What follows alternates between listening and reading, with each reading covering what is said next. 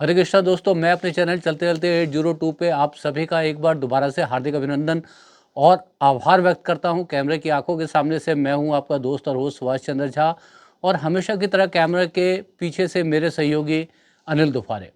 तो दोस्तों, आज बहुत दिनों बाद आपसे मुखातिब हो रहा हूं, आपके सम्मुख आया हूं। जैसा कि आप जानते हैं कि आजकल हम लोग कांग्रेस की दिल्ली न्याय यात्रा को कवर कर रहे हैं, और उसी क्रम में क्योंकि वहाँ इतना शोरगुल होता है तो वहाँ पर बातचीत करने का मौका नहीं बन पाता, जिसकी वजह से हमारी और आपकी गुफ्तगू काफ़ी दिनों से नहीं हो पाई।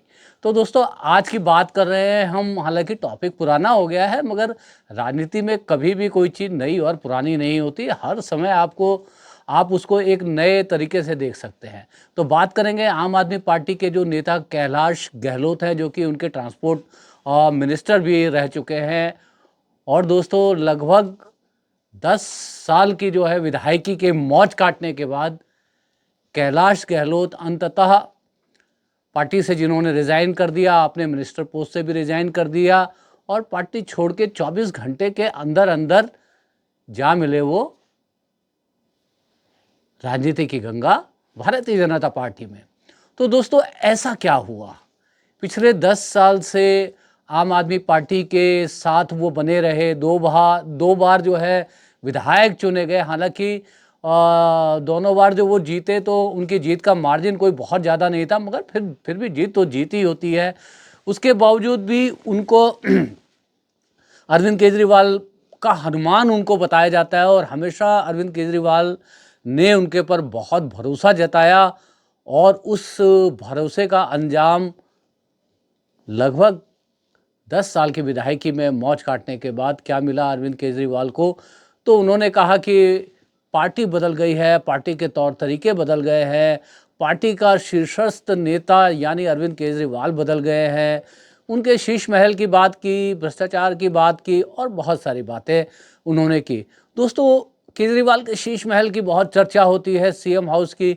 तो मैं आपको बताना चाहता हूं कि आपने कभी सोचा कि जो एलजी दिल्ली के हर चीज में, उनके हर फैसले में, हर एक बात पे अड़ंगा लगा लगा देते हैं, तो उन्होंने कभी जो है अरविंद केजरीवाल के इस सीएम हाउस के जो बनने का क्रम था, उसमें जो भी चीज़ें लगी, स्वाति मालीवाल भी जब पार्टी से नाराज होकर के गई, तो वो भी, जो उससे पहले तो कभी उन्होंने उस शीश महल की चर्चा नहीं की, जब वो भी पार्टी से नाराज होकर के गई, जबकि पार्टी के द्वारा उनको राज्यसभा की सांसदी दी गई। और लगातार इतने समय तक स्वाति मालीवाल दिल्ली विमेन कमीशन की अध्यक्षा रही, और इसमें काबिल गौर है कि बहुत अच्छा काम किया उन्होंने। जितने टाइम तक भी वो डीसीडब्ल्यू की प्रेसिडेंट रही, बहुत अच्छा काम किया, बहुत जुझारू नेता रही हैं। उसके बावजूद भी न जाने क्या हुआ उस दिन सीएम हाउस में, जो उनके साथ अभद्रता हुई, उनके साथ मारपीट हुई, हुई नहीं हुई ये भी अभी तक पूरी तरह से पता नहीं। जबकि सीएम हाउस में जगह जगह पर सब कैमरे से लेस होता है, मगर उसके बावजूद भी कुछ पता नहीं चल पाया। तो दोस्तों, जब तक मलाई काटते हैं ना ये राजनेता अपने पार्टी के साथ, अपने बड़े नेताओं के साथ, तब तक तो उनका जो है खूब गुणगान करते हैं, उनकी खूब तारीफ करते हैं, उनको जो है चंद्रशेखर आज़ाद बताते हैं, उनको भगत सिंह बताते हैं, और ना जाने क्या क्या जो है बताते हैं। और जब एक बार किसी भी कारण से पार्टी छोड़कर चले जाते हैं, किसी अन्य पार्टी में चले जाते हैं, तो अपने ही उस हीरो को जीरो बताते हैं, करप्ट बताते हैं, और उनकी तरह तरह से आलोचना करते हैं। तो दोस्तों, मैं आपको बताना चाहता हूँ कि कैलाश गहलोत पे पहले से ही बस खरीद के मामले में, लो फ्लोर बस खरीद के मामले में इंक्वायरी चल रही थी। पिछले जो राज्यपाल थे अनिल बैजल, उन्होंने सीबीआई इंक्वायरी तक की सिफारिश कर दी थी, और समय समय पर उनको ईडी का भी जो है सम्मन आया, इनकम टैक्स की भी उनको सम्मन आया। उनके बताते हैं कि उनके भाई की कुछ संपत्ति भी जो है ईडी या इनकम टैक्स ने अटैच कर ली। तो दोस्तों, थोड़ा सा सोचने वाली बात है। इस तरह के अटैक तो और भी लोगों पे हुए। सबसे ज़्यादा तकलीफ़ यदि किसी ने झेली तो वो सत्येंद्र जैन ने झेली। मनीष सिसोदिया ने भी जो है कम तकलीफ नहीं झेली और खुद अरविंद केजरीवाल ने भी कम तकलीफ नहीं झेली और कम उनका मजाक नहीं उड़ाया गया। जिस तरह पे प्राइम टाइम पे अरविंद केजरीवाल जिस टाइम जेल में थे, उनके शुगर की बढ़ी हुई शुगर की खबरों को लेकर के जिस तरह से जो है मेन मीडिया में खबरें चलाई गई, वो सब आप लोगों को याद होगा। तो 10वें वर्ष में कैलाश गहलोत अचानक आम आदमी पार्टी का साथ छोड़ देते हैं, अपनी मिनिस्टरशिप छोड़ देते हैं, पार्टी छोड़ करके भाजपा में चले जाते हैं। और जैसा कि मैं आपको बताऊं, यदि आप थोड़ा सा अपनी मेमोरी पर यदि गौर करेंगे तो जब अरविंद केजरीवाल जेल गए, मनीष सिसोदिया जेल गए, सत्येंद्र जैन जेल गए, अमानुल्लाह खान जेल गए, तब कहा जाता था यही भारतीय जनता पार्टी के जो 8 विधायक हैं उन्हीं में से जो विधायक कहते थे कि अगला नंबर कैलाश गहलोत का है। तो दोस्तों, यदि कैलाश गहलोत अरविंद केजरीवाल की नाक के नीचे भ्रष्टाचार कर रहे थे और अनिल बैजल के द्वारा जो पहले इनसे जो सक्सेना साहब से पहले जो एलजी थे उनके द्वारा सीबीआई की इंक्वायरी उनके अगेंस्ट जो है कही गई थी, वो सब इंक्वायरी चल रही थी, तो आप मुझे बताइए कि उनकी सही जगह क्या थी। यदि वो भ्रष्टाचार कर रहे थे और यही भारतीय जनता पार्टी के एमएलए उनके पर भ्रष्टाचार के घनघोर आरोप लगा रहे थे और कह रहे थे कि अगला नंबर इन्हीं का है, अगला नंबर आम आदमी पार्टी के किसी बड़े नेता को यदि जेल जाना है तो कैलाश गहलोत को जाना है। मगर दोस्तों, किसी पार्टी से निकलकर कोई व्यक्ति जिस पे भ्रष्टाचार के आरोप लगे हों और सीबीआई तक की सिफारिश हो रही हो, तो उसको कहाँ जाना चाहिए? यदि उसने भ्रष्टाचार किया है तो उसको जेल में जाना चाहिए। तो भ्रष्टाचार करने के बावजूद और यही भारतीय जनता पार्टी के विधायक उनके ऊपर घनघोर भ्रष्टाचार के आरोप लगा रहे थे और अगला नंबर उनका बता रहे थे, तो कैलाश गहलोत जेल ना जाने की बजाय भाजपा में गए हैं।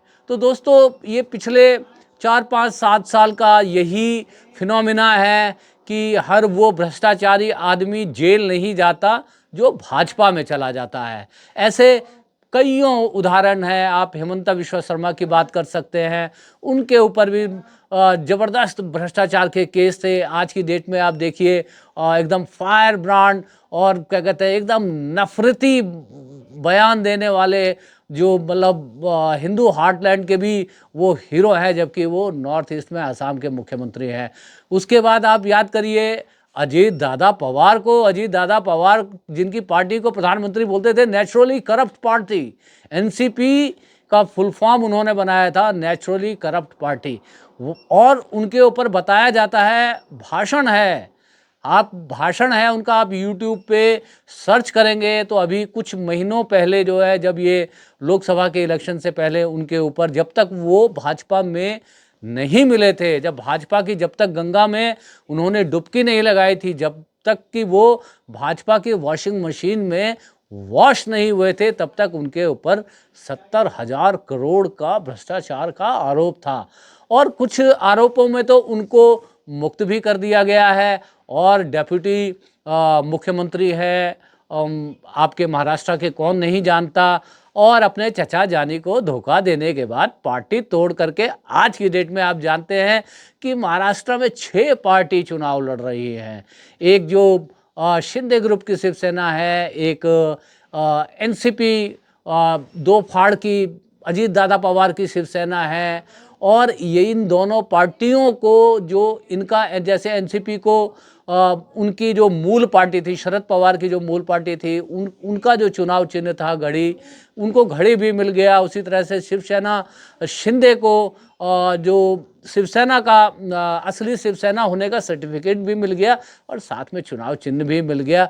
तो दोस्तों, जिनको जेल जाना चाहिए वो भाजपा में जा कर के दोष मुक्त हो जाते हैं, करप्शन लेस हो जाते हैं। वॉशिंग मशीन में एक तरफ से करप्ट आदमी घुसता है और दूसरे साइड से क्लीन आदमी घुसता है। तो लेटेस्ट जो है कैलाश गहलोत की क्लीनिंग हुई है और कैलाश गहलोत बीजेपी की वॉशिंग मशीन से होते हुए, साफ होते हुए, पवित्र होते हुए भाजपा की गंगा में डुबकी लगा करके अपनी बैतरणी पार करने के लिए भाजपा चले गए हैं।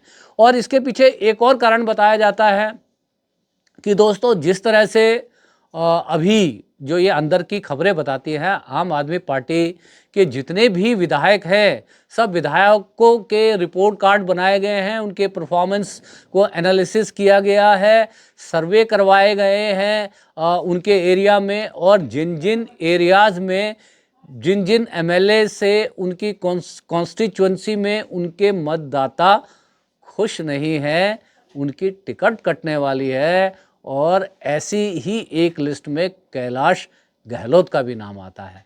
तो दोस्तों इस बार बहुत सारे, मैं आपको पहले से बता रहा हूँ, अब की बार ऐसा बताया जा रहा है आम आदमी पार्टी के बहुत सारे सिटिंग एमएलए के टिकट कटने वाले हैं जिनसे उनके मतदाता नाराज हैं।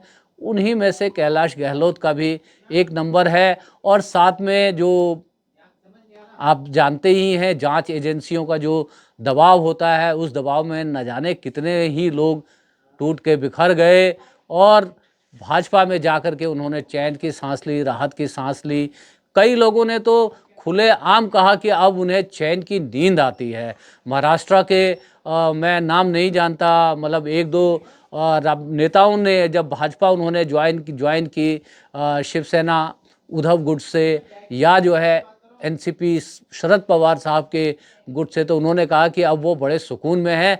जब से उन्होंने भाजपा ज्वाइन की है तब से उनको ईडी, सीबीआई, इनकम टैक्स का डर नहीं सताता, चैन की नींद सोते हैं। तो लगता है कि कैलाश गहलोत की भी नींदें उड़ गई थी, तो चैन की नींद सोने के लिए और दोबारा से एक बार विधायकी का टिकट प्राप्त करने के लिए कैलाश गहलोत आम आदमी पार्टी को छोड़ करके भारतीय जनता पार्टी को जिन्होंने ज्वाइन किया है। तो दोस्तों चुनाव का मौसम आ रहा है।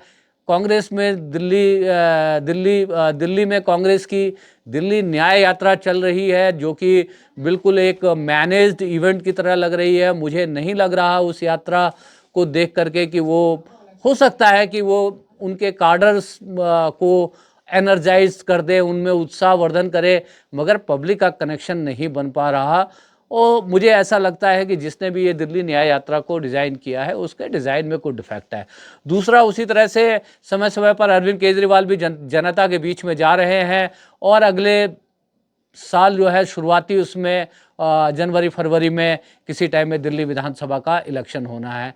तो इलेक्शन से पहले ये आना जाना लगा रहेगा, आया राम गया राम की ये कहानी चलती रहेगी। 9-9 साल 10-10 साल एक पार्टी में लोग अपनी विधायकी को एंजॉय करेंगे, ऑल ऑफ सडन नाराज़ हो जाएंगे, ऑल ऑफ सडन उनको अपने हीरो में खामियां नज़र आने लगेंगी। साथ में एक अंत में मैं दोबारा से इस बात को कहना चाहता हूं कि सब लोग जो है अरविंद केजरीवाल के शीश महल की चर्चा करते हैं। तो दोस्तों अरविंद केजरीवाल का शीश महल जो है उनका व्यक्तिगत शीश महल नहीं है, मुख्यमंत्री आवास है। पीडब्ल्यूडी ने उसमें काम कराया है, और यदि लगता है कि उसमें अनाप शनाप पैसा खर्च हुआ है तो एलजी साहब को रोक लगानी चाहिए थी, क्योंकि एलजी साहब के पास तो दिल्ली सरकार की सारी शक्तियां हैं। तो मैं जानना चाहता हूं कि एलजी साहब ने, यदि अरविंद केजरीवाल अनाप शनाप पैसे खर्च कर रहे थे सीएम हाउस को बनाने के लिए, तो एलजी साहब क्या कर रहे थे? एलजी साहब को तो रोक लगानी चाहिए थी। और स्वाति मैम, आपको भी मैं ये बात कहना चाहता हूँ कि आपको अरविंद केजरीवाल की तरफ से राज्यसभा की सांसदी मिली है। जब तक आपके इक्वेशन अरविंद केजरीवाल के साथ बहुत बढ़िया थे, तब तक आप उनकी दिन रात जो है तारीफ करते हुए नहीं थकती थी। और अच्छा होता कि आप बताती कि उस दिन आप सीएम हाउस में अरविंद केजरीवाल से किस कारण से मिलने के लिए जा रही थी, क्या कारण था। और अभी तक भी ऐसे कोई फुटेज पब्लिक डोमेन में अवेलेबल नहीं है जिससे ये पुष्टि हो सके कि आपके साथ बहुत खराब या बहुत घनघोर जो है बुरा बर्ताव हुआ। एनीवे, तो दोस्तों ये चुनाव का मौसम है, इस चुनाव के मौसम में ये सब चलता रहेगा, तो निगाहें बनाए रखिए। देखिए आप कितने लोग किसी पार्टी से, आम आदमी पार्टी से कितने लोग टूट करके भाजपा में जाते हैं, भाजपा से कितने लोग टूट करके आम आदमी पार्टी में आते हैं, और क्या क्या कारण बताते हैं। तो ये देखने वाली बात होगी। मुझे लगा कि कैलाश गहलोत के ऊपर बात होनी चाहिए, तो थोड़ा सा मैंने कैलाश गहलोत के ऊपर बात की। यदि बातें यदि आपको अच्छी लगी हों तो अब तक यदि चैनल को सब्सक्राइब नहीं किया तो सब्सक्राइब कर लीजिएगा। आपको लगे कि मैंने जो इतनी देर तक बकबक करी उसके ऊपर आपको कुछ लिख देना चाहिए, अच्छा भला बुरा, तो कमेंट बॉक्स में लिख भी दीजिएगा। आपको लगे कि आपकी तरह और 10, 15, 20, 50, 100, 1000 आदमियों को ये मेरी बातों को सुनना चाहिए तो इस वीडियो को शेयर भी कर दीजिएगा।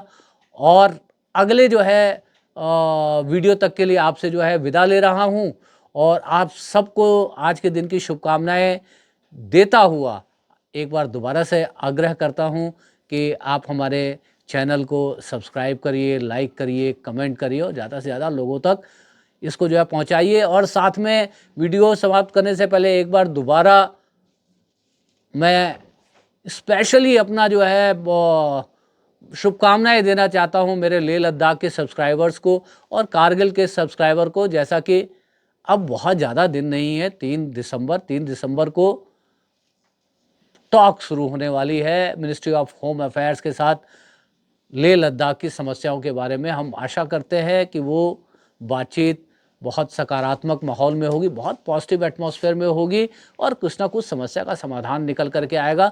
तब तक आप सभी को जो है हरे कृष्णा, नमस्कार,